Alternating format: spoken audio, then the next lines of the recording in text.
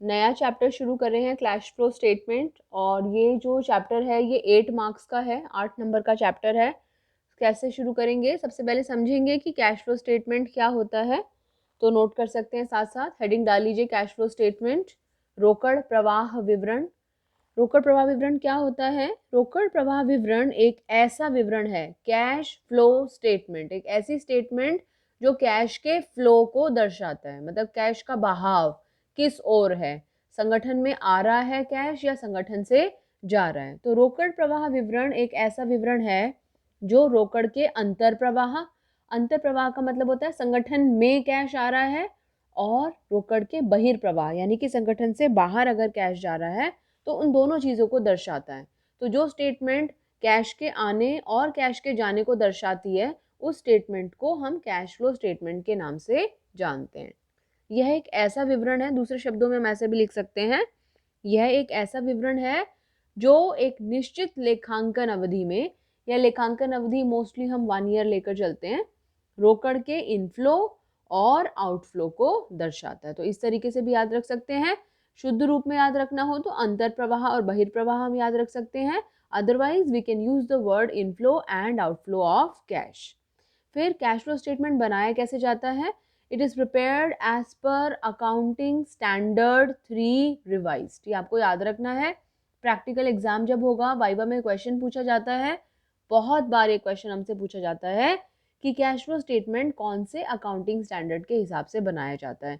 तो कौन से अकाउंटिंग स्टैंडर्ड के हिसाब से बनाया जाता है?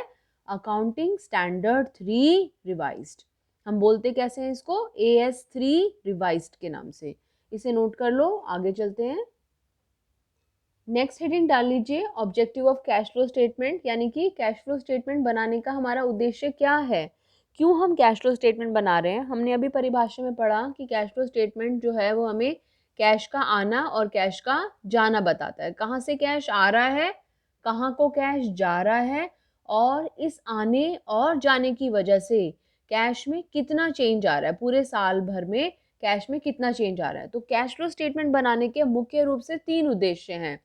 पहला उद्देश्य, to determine the sources of cash and cash equivalent, यानी कि कहाँ कहाँ से कैश हमारे पास आ रहा है, उन स्रोतों का पता लगाना।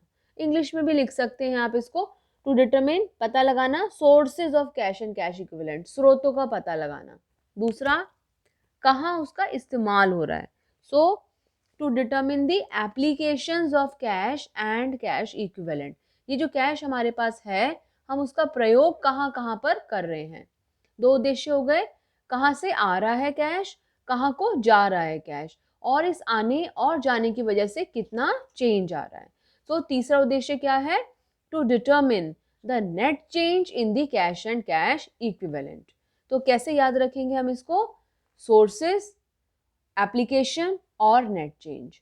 कहाँ से आ रहा है कैश, कहाँ को जा रहा है, और क्या चेंज आ रहा है, इन 3 उद्देश्यों के लिए हम कैश फ्लो स्टेटमेंट बनाते हैं। याद रहेगा आपको objective of cash flow statement, note कर लो इसको। अब बात करते हैं methods of preparing the cash flow statement. Cash flow statement बनाने के कौन कौन से मेथड्स अवेलेबल हैं, कौन कौन सी विधियां हैं जिनसे हम कैश फ्लो स्टेटमेंट बना सकते हैं। There are actually 2 methods, 2 methods हैं कैश फ्लो स्टेटमेंट बनाने के। Number 1 direct method, number 2 indirect method. Direct method actually हमारे सिलेबस में नहीं है, ठीक है, तो हम इसको भी एज सच नहीं डिस्कस करेंगे। हाँ, प्रोजेक्ट से रिलेटेड जब हम कुछ टॉपिक डिस्कस करेंगे तो इसके बारे में थोड़ा बहुत डिस्कशन हम करेंगे। इनडायरेक्ट मेथड हमारे सिलेबस में है, जिसके बारे में हम अब चर्चा शुरू करेंगे। कैश फ्लो स्टेटमेंट बनाना सीखने से पहले हमें ये पता लगाना होगा कि वो कौन कौन से कारण हो सकते हैं जिन वजह से हमारे संगठन में कैश आ भी सकता है और हमारे यहाँ से कैश जा भी सकता है। There are actually 3 types of cash flows, 3 तरह का रोकड़ प्रवाह होता है। कौन कौन सा? Number 1 operating activities, number 2 investing activities, number 3 financing activities. तो कितने तरह के कैश फ्लो होता है?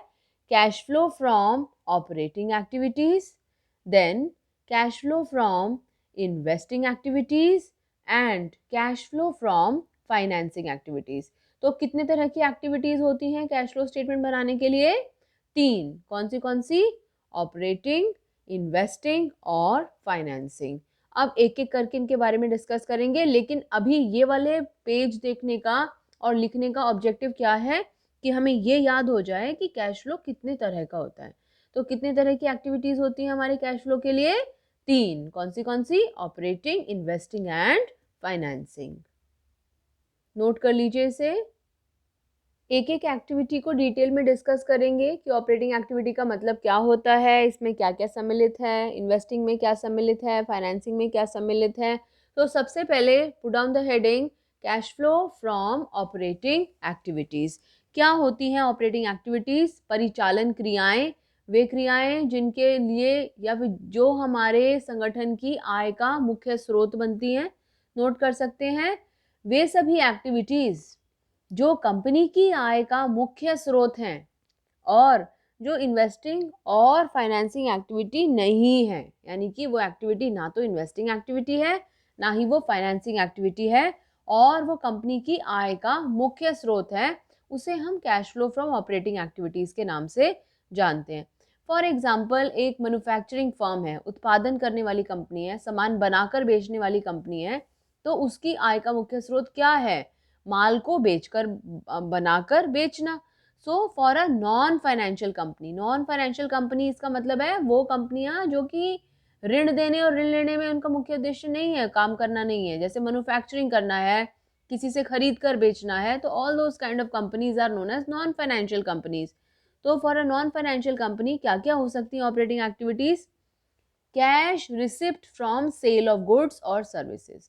अगर हम गुड्स को बेचते हैं, सर्विसेज प्रोवाइड करते हैं, उससे जो हमारे पास कैश आ रहा है वो हमारा ऑपरेटिंग एक्टिविटी का हिस्सा है। दूसरा, cash received from royalty, fees और कमीशन। इसे साथ साथ नोट करते जाओ वीडियो को पॉज कर करके। Next, cash receive from trade receivables. अगर हमने कैश में माल बेचा है तो नॉर्मल कैश आ जाएगा, अगर उधार पर बेचा है तो हमें ट्रेड रिसीवेबल्स से कैश प्राप्त होएगा। फिर सारा सिर्फ रिसीव ही तो नहीं करते रहेंगे, पे भी करेंगे। पे करने में क्या हो सकता है? Cash payment for purchase of goods और सर्विसेज। कोई गुड्स हमने खरीदी हैं, उसके लिए जो पेमेंट कर रहे हैं वो कैश में खरीदेंगे तो वो, उधार पर खरीदेंगे तो यहाँ पर ट्रेड रिसीवेबल्स था तो यहाँ पर क्या हो जाएगा? Trade payable. Cash paid to trade payable. Then अगर हम रॉयल्टी, फीस और कमीशन रिसीव करते हैं तो लोगों को नौकरी पर भी रखते हैं, हम उन्हें पेमेंट भी करते हैं। So cash payment for wages, salaries and other payment to employees. Note कर लीजिए इसे, cash payment for wages, salaries and other payment to employees. One more thing, cash receipt of premium and payment of claims and cash payment of taxes and refund. जब हम tax की payment करते हैं और या फिर हमें कोई रिफंड प्राप्त होता है टैक्स का, जब हमने ज़्यादा टैक्स पे कर दिया है, तो वो सब चीज़ें भी हमारी ऑपरेटिंग एक्टिविटीज़ का हिस्सा बनती हैं। इससे रिलेटेड जब क्वेश्चंस करेंगे तो चीज़ें और क्लियर हो जाएंगी, इसे नोट कर लीजिए। ये हमने सारी बात करी है नॉन फाइनेंशियल कंपनी की। फाइनेंशियल कंपनी क्या होती है? जिसका मुख्य व्यवसाय होता है लोगों को उधार देना, ऋण देना, उनके पैसों को जमा करना, जमा स्वीकार करना, बदले में उन्हें ब्याज देना। मुख्य रूप से बैंक जो है एक फाइनेंशियल संस्थान है जो कि लोगों से पैसा लेता है, पैसे पर उनको ब्याज देता है, तो उनको पैसा लेना देना ये सब उसका मुख्य व्यवसाय होता है। तो ऐसे संगठनों के लिए जो कि एक फाइनेंसिंग कंपनी है, एक फाइनेंशियल कंपनी है, उसके लिए cash flow from operating activity क्या होगी?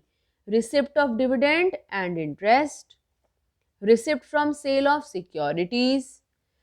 पेमेंट में क्या क्या हो सकता है? Payment of interest, payment for purchase of securities, और चाहे वो फाइनेंसिंग कंपनी हो चाहे वो नॉन फाइनेंसिंग कंपनी हो, payment of salary, bonus to employees. कोई भी एम्प्लॉयज को जो पेमेंट कर रहे हैं वो हमारा ऑपरेटिंग एक्टिविटी का हिस्सा होता है, चाहे वो एक नॉर्मल फर्म हो, नॉन फाइनेंसिंग हो, चाहे फाइनेंसिंग हो।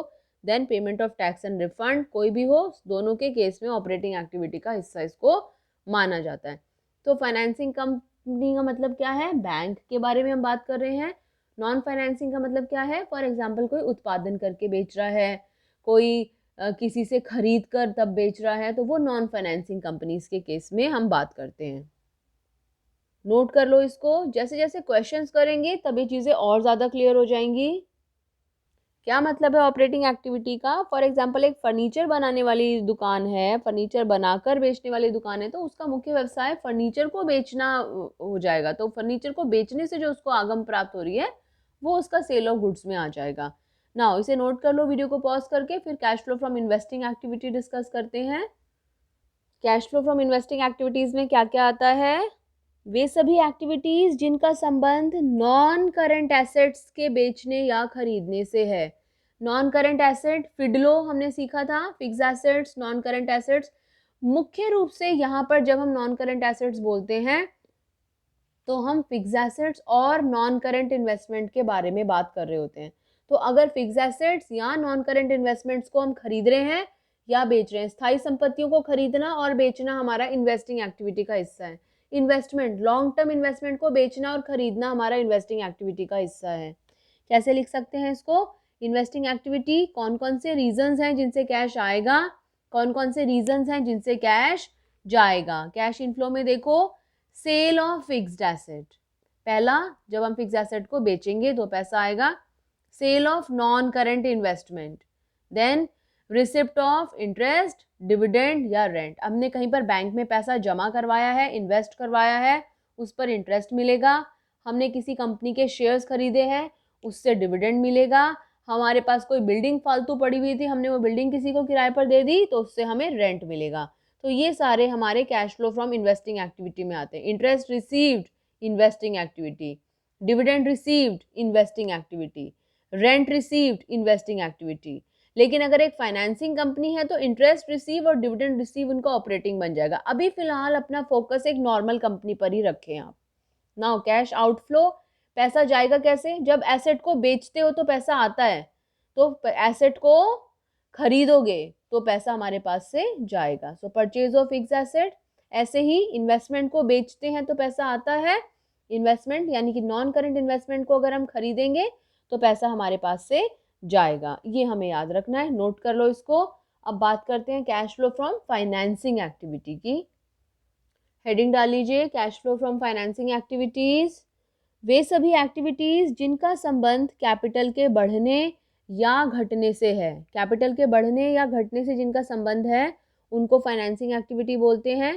कैपिटल दो तरह की हो सकती है, owned funds and borrowed funds, अपना पैसा और उधार का पैसा, स्वामित्व पूंजी और ऋण पूंजी। फाइनेंसिंग एक्टिविटी की क्लासिफिकेशन बिल्कुल ऐसे ही जैसे हमने इन्वेस्टिंग एक्टिविटी में किया, इनफ्लो और आउटफ्लो। क्या क्या कारण होंगे जिस वजह से पैसा हमारे पास आएगा? नंबर 1, अगर हम शेयर्स इशू करें, अगर हम डिबेंचर्स इशू करें और वो भी कैश के बदले में, ठीक है, और अगर हम बैंकों से या वित्तीय संस्थानों से दीर्घावधिक ऋण लें, proceeds from long term borrowings. और एक लिख लीजिए, increase in bank overdraft and cash credit. अगर बैंक ने हमें उधार दिया है, अधिविकर्ष ओवरड्राफ्ट दिया है, उससे हमारे पास में पैसा आता है। कैश क्रेडिट प्रोवाइड करा है, उससे हमारे पास पैसा आता है। पेमेंट में क्या होगा, आउटफ्लो में क्या होगा? सारा इसका रिवर्स। कैसे? अगर हम लोन का पेमेंट कर देंगे, कैश हमारे पास से चला जाएगा। अगर हम अपने डिबेंचर्स को रिडीम कर देंगे, उनको उनका पैसा लौटा देंगे, तो हमारे पास से पैसा चला जाएगा। अगर हम अपने खुद के शेयर्स को मार्केट में से परचेज करने लगेंगे तो हमारे पास से पैसा चला जाएगा। इसके अलावा ये जो डिबेंचर्स इशू करते हैं, इसके बदले में हम इंटरेस्ट पे करते हैं, तो अगर हम इंटरेस्ट पे कर रहे हैं तो पैसा हमारे पास से जाएगा। ये जो हमने शेयर्स इशू कर रहे हैं, इसके बदले में हमें डिविडेंड देना पड़ता है, तो अगर हम डिविडेंड पे कर रहे हैं तो हमारे पास से पैसा चला जाएगा। तो इंटरेस्ट हमारा यहाँ पर क्या हो गया? डिबेंचर्स को इशू करना इनफ्लो में, उस डिबेंचर्स के ऊपर इंटरेस्ट पे करना आउटफ्लो में। एंड अगर हम बैंक ओवरड्राफ्ट को चुका रहे हैं, पेमेंट कर रहे हैं, तो decrease in bank overdraft and cash credit. क्या लिखा हुआ है यहाँ पर? Decrease in bank overdraft and cash credit. इसका मतलब होता है हमने बैंक को उसका उधार चुका दिया है, तो पैसा हमारे पास से चला गया है। सो ये तीनों एक्टिविटीज हैं। और कितनी एक्टिविटीज हैं कैश फ्लो स्टेटमेंट में? ऑपरेटिंग, इन्वेस्टिंग और फाइनेंसिंग। नोट कर लो, इससे रिलेटेड एक क्वेश्चन करते हैं। ये आपका असाइनमेंट, आपको ऑपरेटिंग, इन्वेस्टिंग और फाइनेंसिंग एक्टिविटीज में इसको क्लासीफाई करना है। कैश सेल्स कहाँ लिखते हो, कैश परचेजेस कहाँ लिखते हो, रेंट पेड कहाँ लिखते हो, इंटरेस्ट पेड, जैसे sale of land and patents, एक बता देती हूँ, sale of land and patents fix assets हैं, एसेट्स का खरीदना या बेचना कौन सी एक्टिविटी का हिस्सा है, इन्वेस्टिंग एक्टिविटी का। सो आपको ऐसे बताना है, ऑपरेटिंग, इन्वेस्टिंग, फाइनेंसिंग, बस ऐसे क्लासीफाई करना है इसको आपको, और ये मेरे को सेंड करना है जल्दी से जल्दी। और कमेंट बॉक्स में आप मुझे बताओगे कैश फ्लो स्टेटमेंट कौन से अकाउंटिंग स्टैंडर्ड के अंतर्गत बनाया जाता है। I repeat, cash flow statement कौन से अकाउंटिंग स्टैंडर्ड के अंतर्गत बनाया जाता है, जल्दी से कमेंट करो। अगली वीडियो में हम computation of cash flow from various activities discuss करेंगे। Thank you.